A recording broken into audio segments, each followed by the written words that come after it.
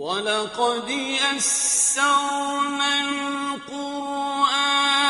لِلذِّكْرِ فَهَلْ مِن مُّدَّكِرٍ اعوذ باللہ من الشیطان الرجیم بسم اللہ الرحمن الرحیم۔ اب جو دوسرا رکوع آ رہا ہے سورہ مبارکہ کا، یہ ہمارے اس منتخب نصاب کا ایک اہم درس ہے، اور یہ منتخب نصاب کا پہلا حصہ ہے جو جامع اسباق، سورۃ العصر پھر آیت البر، تیسرا سبق یہ ہے۔ اس لیے کہ اس میں بھی وہ انسان کی نجات کے لیے جو چیزیں لازم ہیں وہ سب کی سب ان کا ایک اسکیلیٹن سمجھیے، اس کا جو ہے ایک خاکہ جو ہے، بلو پرنٹ اس کے اندر بھی آ گیا ہے۔ اور یہ اصل میں ایک ایسے شخص کی مثال ہے جو نہ خود نبی تھے نہ کسی نبی کے پیروکار تھے، لیکن وہی جو بات میں نے بارہا آپ سے عرض کی ہے کہ سلیم الطبع انسان، سلیم الفطرت انسان اور سلیم العقل انسان، فطرت کج نہ ہوئی ہو، پرورٹڈ نہ ہو، اور انسان کی عقل جو ہے اس کے اوپر پردے نہ پڑ گئے ہوں، تو انسان کچھ حقائق تک خود پہنچ جائے گا چاہے کسی نبی کی دعوت اس تک نہ پہنچی ہو۔ وہ مقام کیا ہے کہ وہ پہچان لے گا کہ اس کائنات کا ایک خالق ہے، وہ اکیلا ہے، وہی اس کا مدبر ہے، وہی چلا رہا ہے، وہ تمام صفات کمال سے بتمام و کمال متصف ہے۔ پھر یہ کہ اس نے جو ہمیں پیدا کیا ہے تو زندگی صرف یہ زندگی نہیں ہے بلکہ کوئی اور زندگی بھی ہوگی، اس کے پاس لوٹنا بھی ہوگا، ہم اس کی طرف جائیں گے اور پھر ہمیں اپنے اعمال کا محاسبہ وہاں پر فیس کرنا ہوگا اور جزا و سزا ہوگی۔ یہاں تک انسان پہنچ سکتا ہے، یعنی ایمان ابھی نہ کہیے، ایمان تو تصدیق کو کہتے ہیں، ایمان کا لفظ تو ہوتا ہے جبکہ نبی کی دعوت کی تصدیق کی جائے تو لفظ ایمان ہے، لیکن یوں سمجھیے کہ معرفت یا حکمت، معرفت اور حکمت کے یہ دو سٹیشنز ایسے ہیں کہ جس تک انسان پہنچ جاتا ہے بغیر وحی کی رہنمائی کے، اگر اس کی فطرت سلیم ہے، اس کی عقل سلیم ہے۔ اس کے بعد وہ سوال کرتا ہے، یہی میں نے سورہ فاتحہ میں آپ کو بتایا تھا کہ سورہ فاتحہ دعا ہے، لیکن کس شخص کی دعا ہے؟ عام آدمی کی دعا نہیں ہے۔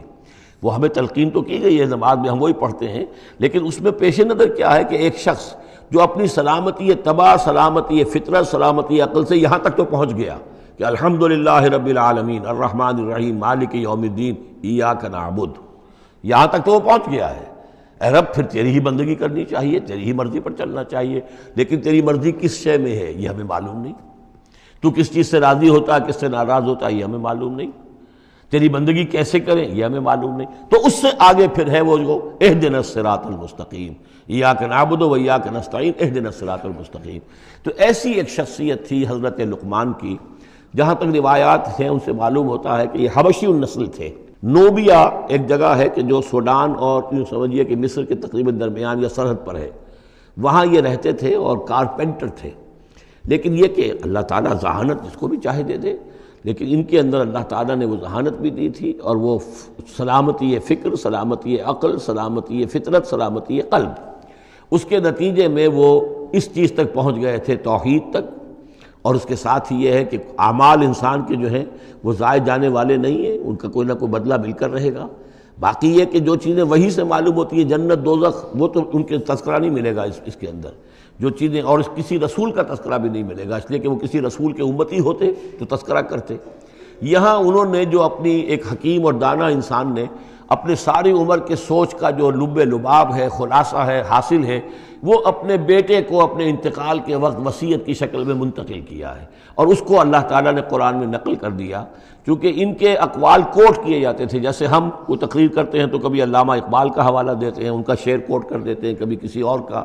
تو یہ بھی اصل میں عرب میں خطباء اور شعراء جانتے تھے کہ یہ لقمان جو ہیں یہ بہت ہی حکیم اور دانا انسان تھے، اور ان کے اقوال جو ہیں کوٹ کیے جاتے تھے اشعار میں بھی اور خطبات میں بھی۔ تو اللہ نے بتایا کہ دیکھو یہ لقمان بھی جو اپنی سلامتی طبع اور سلامتی فکر کی وجہ سے جہاں تک پہنچا، وہ وہی اصول ہے کہ جن کی طرف محمد تمہیں دعوت دے رہے ہیں صلی اللہ علیہ وسلم۔ وَلَقَدْ آتَيْنَا لُقْمَانَ الْحِكْمَةَ، اور ہم نے لقمان کو دانائی عطا کی۔ دانائی کا نتیجہ کیا تھا؟ ان اشکر للہ، کہ شکر کرو اللہ کا۔ دانائی کا تقاضا، فطرت کی سلامتی کا تقاضا کیا ہے؟ جو بھی آپ کے ساتھ بھلائی کرے اس کے لیے ایک احسان مندی کے جذبات آپ میں پیدا ہونے چاہیے۔ اگر نہیں ہو رہا ہے تو فطرت جو ہے پرورٹڈ ہے، بس ہو گئی، جو بھی بھلائی کرے۔ اور عقل کا تقاضا کیا ہے کہ اصل جو ہے منعم اس کو پہچان لیا جائے، اور وہ اللہ ہے۔ تو نتیجہ کیا نکلے گا؟ وہ سلامتی طبع جمع سلامتی عقل، تو اللہ کو پہچان لیا جائے اور کہا جائے الحمدللہ، جہاں سے قرآن مجید شروع ہوتا ہے، انشکر للہ، کہ شکر کرو اللہ کا، ومن یشکر فانما یشکر لنفسہ، جو کوئی بھی شکر کرتا ہے تو وہ شکر کرتا ہے اپنے ہی بھلے کے لیے، اپنے ہی فائدے کے لیے، ومن کفر فان اللہ غنی حمید، اور جو کفران نعمت کرتا ہے، ناشکری کرتا ہے، تو اللہ تو غنی اور حمید ہے۔ وَإِذْ قَالَ لُقْمَانُ لِابْنِهِ، اب یہاں سے حضرت لقمان کی وہ نصیحتیں ہیں جو انہوں نے اپنے بیٹے کو کی ہیں، یہاں مذکور نہیں ہے، لیکن مراد یہی ہے کہ انتقال کے وقت، جیسے کہ کوئی شخص دولت مند ہے تو وہ اپنے انتقال کے وقت اپنے بیٹوں کو، یا اگر بیٹا ایک ہی ہے تو اسے بتائے گا کس سے لینا ہے، کس کو دینا ہے، کیا حساب کتاب ہے، کہاں کہاں میرے ایسٹس ہیں، کوئی دفینہ ہے تو بھی بتائے گا کہ میرا وہاں فلاں جگہ پر دولت دفن ہے۔ ایک حکیم انسان کے پاس اصل شے اس کی ساری عمر کے غور و فکر کا جو حاصل ہے کہ میں نے جو کچھ سوچا ہے، میں نے جو کچھ بھی حاصل کیا ہے اپنی فطرت سلیمہ اور عقل سلیم کی رہنمائی میں، وہ میں تمہیں منتقل کر رہا ہوں۔ وَإِذْ قَالَ لُقْمَانُ لِابْنِهِ وَهُوَ يَعِظُهُ، یاد کرو جب کہ کہا لقمان نے اپنے بیٹے سے اور وہ اسے نصیحت کر رہے تھے، یا بنی لا تشرک باللہ، نمبر ایک اللہ کے ساتھ شرک مت کیجو، ان الشرک لظلم عظیم، یقیناً شرک بہت بڑا ظلم ہے، بہت بڑا ظلم ہے، سب سے بڑی ناانصافی۔ عربی زبان میں ظلم کہتے ہیں وضع الشیء فی غیر محلہ، کسی شے کو ہٹا کر اس کے اصل مقام سے ہٹا کر کہیں اور رکھ دینا، یہ ظلم ہے۔ اللہ خالق ہے تنہا، باقی سب مخلوق ہیں، اب آپ نے مخلوق میں سے کسی کو اللہ کے برابر کر دیا، یا اللہ کو کسی اعتبار سے گرا کر مخلوق کی صف میں لا کے کھڑا کر دیا، تو اس سے بڑا شر، اس سے بڑی ظلم، اس سے بڑی ناانصافی، اس سے بڑا ظلم کوئی نہیں۔ وَإِذْ قَالَ لُقْمَانُ لِابْنِهِ وَهُوَ يَعِظُهُ يَا بُنَيَّ لَا تُشْرِكْ بِاللَّهِ إِنَّ الشِّرْكَ لَظُلْمٌ عَظِيمٌ، اور اس کے بعد فوراً ہی اللہ تعالیٰ نے اپنی طرف سے ایک بات ایڈ کی ہے۔ یہ چوتھا مقام آ گیا ہے کہ جہاں اللہ کے حق کے فوراً بعد والدین کا حق۔ ظاہر بات ہے کہ حضرت لقمان کو یہ بات کچھ یعنی مناسب نہیں معلوم ہوئی کہ وہ اپنا حق بھی بیان کریں، لہذا اس کی تکمیل کر دی ہے اللہ تعالیٰ نے۔ وَوَصَّيْنَا الْإِنسَانَ بِوَالِدَيْهِ، اور ہم نے وصیت کی انسان کو اس کے والدین کے بارے میں، اور والدین میں سے بھی خاص طور پر والدہ، اس لیے کہ زیادہ مشقت وہ جھیلتی ہے، زیادہ تکلیفیں بچوں کی پرورش میں ماں کو برداشت کرنی پڑتی ہیں۔ وَوَصَّيْنَا الْإِنسَانَ بِوَالِدَيْهِ حَمَلَتْهُ أُمُّهُ وَهْنًا عَلَى وَهْنٍ، اسے اٹھائے رکھا، وہ جو حمل ہے اس کے اپنے جسم کے اندر اٹھائے رکھا اس نے اس کو، وہنن علی وہنن، کمزوری پر کمزوری جھیل کر، وفصالہ فی عامین، پھر اس کا دودھ چھڑانا ہوا 2 سال میں سے، پھر یہ کہ پہلے 9 مہینے تو جونک کی طرح اس کے جسم کے اندر خون چوستا رہا، اور اس کے بعد پھر جو ہے دودھ اس کا جو ہے پیا ہے، تو وہ بھی اس کی توانائیاں اور اس کی قوت ہی ہے کہ جو دودھ کی شکل میں اس کے لیے غذا بنی ہے۔ انشکر لی ولوالدیک، کہ شکر کرو میرا اور اپنے والدین کا، الی المصیر، اور میری طرف تم کو لوٹ کر آنا ہے۔ اب دیکھیے جیسے میں نے وہاں عرض کیا تھا کہ سورہ عنکبوت میں اور اس میں بڑی مناسبت ہے ان دو میں، وہ مضمون اب یہاں بھی آ رہا ہے کہ اگر یہ 2 حق ٹکرا جائیں، ایک حق اللہ کا ہے شرک نہ کیا جائے، ایک حق والدین کے ساتھ حسن سلوک ہے، اب یہ ٹکرا گئے، والدین کہہ رہے ہیں شرک کرو، اب کیا کریں؟ وَإِن جَاهَدَاكَ عَلَىٰ أَن تُشْرِكَ بِي مَا لَيْسَ لَكَ بِهِ عِلْمٌ، اگر وہ تم سے جہاد کریں، تم پر دباؤ ڈالیں، تم سے لڑیں، تم سے جھگڑیں، اور تمہیں مجبور کریں کہ تم شریک کرو اور شرک کرو میرے ساتھ ایسی چیز کا کہ جس کا تمہارے پاس کوئی علم نہیں ہے، فَلَا تُطِعْهُمَا، تو ان کا کہنا مت مانو۔ وہاں پر بھی یہ مضمون آ چکا، یہاں دوبارہ آ گیا کہ ان کے حقوق ایک حد تک ہیں، اس سے آگے بڑھ کر وہ اللہ کے حقوق پر ڈاکہ ڈالنے لگے، بازی بازی بارش بابا ہم بازی، ان کے حقوق اللہ کے حقوق کے برابر نہیں ہو سکتے، ان کے حقوق اللہ کے حقوق سے فائق نہیں ہو سکتے، اس کے نیچے نیچے ہیں، تو شرک نہیں۔ البتہ یہاں یہ ذہن میں رکھیے کہ شرک صرف بت پرستی کو نہیں کہتے، لا تشرک، شرک کی کوئی قسم بھی ہو۔ اب اللہ کے کسی ایک حکم کو اگر والدین کہتے ہیں توڑو، اس کا کیا مطلب ہے؟ یہ شرک کا حکم دے رہے ہیں، اس لیے کہ آپ نے والدین کے کہنے پر اللہ کے حکم کی خلاف ورزی کی، اس کا مطلب ہے کہ آپ نے مطاع اور معبود والدین کو بنا لیا۔ نفس کے کہنے پر آپ حرام کے اندر منہ مار رہے ہیں، تو آپ کا جو حرام جو دولت ہے وہ آپ کا معبود ہے، اور آپ کا نفس آپ کا معبود ہے۔ ارأیت من اتخذ الہہ ہواہ، کیا تم نے دیکھا اس شخص کو جس نے اپنی خواہش و نفس کو اپنا معبود بنا لیا؟ تو شرک کا مفہوم جو ہے اس کا پورا وسیع مفہوم، اور جیسا کہ اس سے پہلے بھی تذکرہ ہو چکا ہے، اس پر الحمدللہ کہ میں نے تقریباً 20 سال پرانی بات ہے یہ، کہ میں نے اقسام حقیقت و اقسام شرک پر 6 گھنٹے کے کیسٹس جو ہیں میرے وہ ریکارڈڈ ہیں اور موجود ہیں۔ تو اس حوالے سے اس کو یہ نہیں سمجھنا چاہیے کہ شرک سے مراد صرف بت پرستی ہے۔ وَإِن جَاهَدَاكَ عَلَىٰ أَن تُشْرِكَ بِي مَا لَيْسَ لَكَ بِهِ عِلْمٌ فَلَا تُطِعْهُمَا، لیکن دیکھیے یہ ہے اللہ تعالیٰ کی تعلیم، اس کے اندر کیا توازن ہے۔ اس کا یہ مطلب نہیں ہے کہ والدین کے سارے حقوق ہی ساقط ہو گئے۔ اگر والدین مشرک ہیں، تمہیں شرک کرنے کا حکم دے رہے ہیں، تو ان کا یہ حکم تو نہیں مانو گے، لیکن ان کے ساتھ حسن سلوک پھر بھی کرنا ہے۔ والد تو ہے نا، وہ والدہ تو ہے نا۔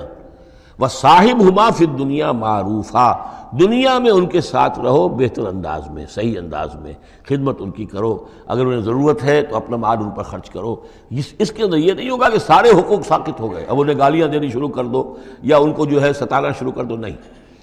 لیکن اگر وہ اللہ کے حکم کے خلاف کوئی حکم دیتے تو مت مانو۔ وَاتَّبِعْ سَبِيلَ مَنْ أَنَابَ إِلَيَّ، اور پیروی کرو اس شخص کے راستے کی کہ جو میری طرف اپنا رخ کر چکا ہے۔ یعنی والدین کا اتباع نہیں ہے، والدین کی اطاعت نہیں ہے، والدین کے ساتھ حسن سلوک ہے۔ اطاعت ہوگی اگر اللہ کی اطاعت کے مطابق، اس کے دائرے کے اندر تو اطاعت بھی ہوگی، لیکن بالفعل اور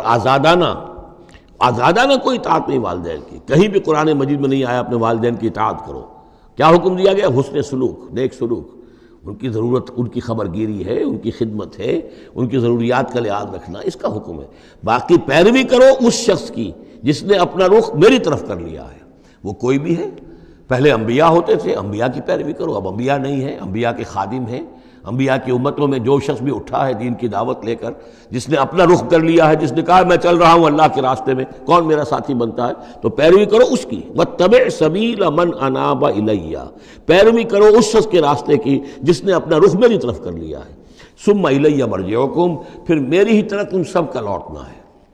والدین بھی یہیں آ جائیں گے میرے پاس، تم بھی آ جاؤ گے۔ فَأُنَبِّئُكُم بِمَا كُنتُمْ تَعْمَلُونَ، پھر میں تمہیں جتلا دوں گا جو کچھ کہ تم کرتے رہے تھے۔ اب یہاں بیچ میں جو آگے اللہ کی طرف سے آگے آئی، حضرت